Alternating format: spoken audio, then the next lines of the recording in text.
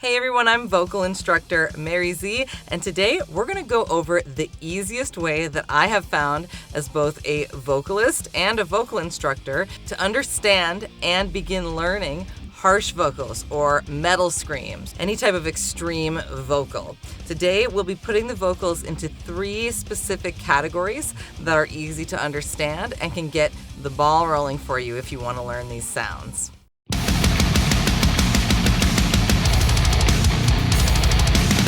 So the easiest way that I've come up with as both a singer and a teacher is to divide the different harsh vocal sounds by what your vocal cords are actually doing in each sound.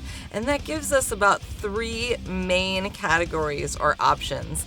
And I decided to make this video because a lot of you were asking me about these categories after watching my Alex Terrible video. I have talked about this material a little bit before on the channel, but I wanted to revisit it today for you. Vocal terminology, unfortunately, isn't standardized, so you might hear folks use these terms in different ways with slightly different meanings. This is the best way I know of breaking it down. False chord screaming, which is vocal cords open.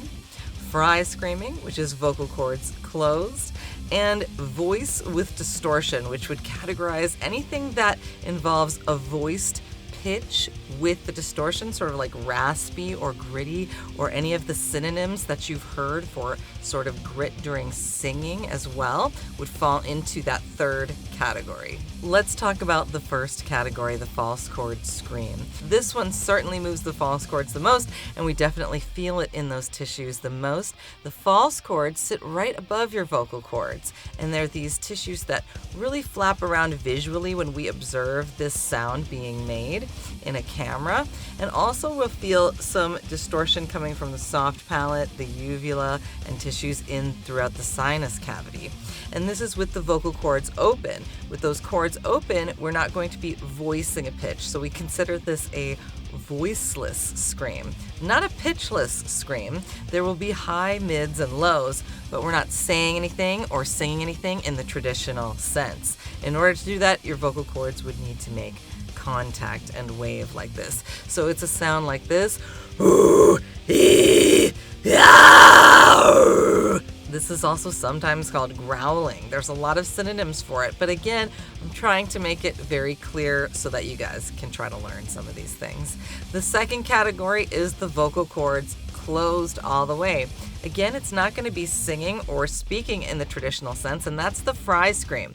And this is the name that gets thrown around probably the most to a bunch of different sounds. We really want to be specific and just make it to mean the closed chord screaming, because we'll have other terms that we'll use in our 3rd category. And in this sound, the vocal cords are completely compressed, and we're blowing air between them like this, like. And this creates a very small amount of white noise. And then the rest of the noise is going to come from our other tissues that create the rest of the volume. So a fry can be very quiet like this. And that's just what I call the starter fry. The air going between my compressed cords, just like they were through the lips that I was showing you in the demonstration. So it was like a sizzle. That's kind of where it gets its name, the fry.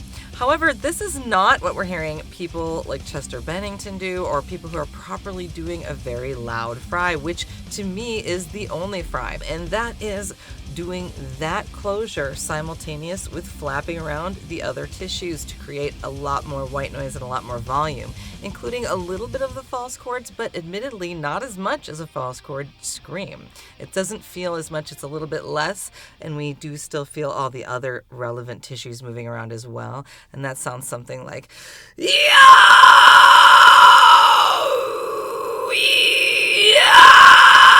and again, it isn't my voice. I'm not going yow in that sound at all. We can do that with the distortion because we've heard lots of people do this. Voiced pitches, voiced singing with distortion all the way back to the blues era. And this is different from actual horror movie shouting and things that slam your vocal cords together and make you hoarse. Your actual little vocal cords don't make a whole lot of distortion. And so we're gonna be able to phonate normally, along with flapping around again tissues in the soft palate, the sinuses, the uvula, and the false chords a little bit at the same time as your vocal cords move normally. And in the third category of voice with distortion, we want to kind of lump all of the synonyms together. Gritty, raspy, heat. I've heard a lot of different synonyms used. We want to think of it as singing, speaking, or shouting. We want to do them all the same way with this sound. So let's listen to what the speaking would sound like. It sounds something like me, hello, me. Think of like crusty Dave Mustaine living in a closet somewhere. And me, hello, hi. And so this could be for acting purposes, but it would be the same as if you sing with it. Everything you say is actually a pitch. So if I shout with it like a hardcore vocalist or a thrash metal vocalist, hey, destroy everything! It's a pitched thing. It's not like my false chord screams. It has my voice in it and also the gritty tissues along with it. And then we also have the singing with it, where we can do obviously the raspy or gritty singing. Again, all the different synonyms. We can just think of it as one category. And when you sing with it, sounds something like, hey! These kind of, hey! This type of sound, and it could be any genre that's really not classical, all the way from blues, all the way to metal. We can hear it in many different genres and styles. So, hey!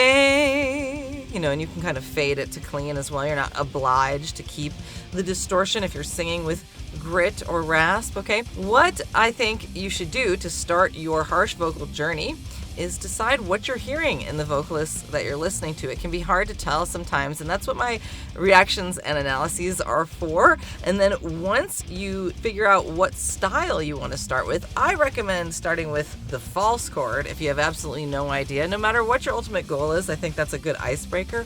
But no matter which one you decide to start working on, you can use my Screamer Series playlist here on YouTube to start opening the door for you to start learning to make some of these sounds very carefully. And ultimately, I give lessons to students all over the world in over 40 countries on Zoom. I'm usually very booked up because this is very hard stuff to do. So I have a link to my booking portal below, or you can email me at voicehacks@gmail.com to book your voice lessons on Zoom if you want some more direct feedback. So thanks everybody for all of your suggestions and questions. I'll be back with more tutorials and more of the vocal stuff you love very soon. Bye.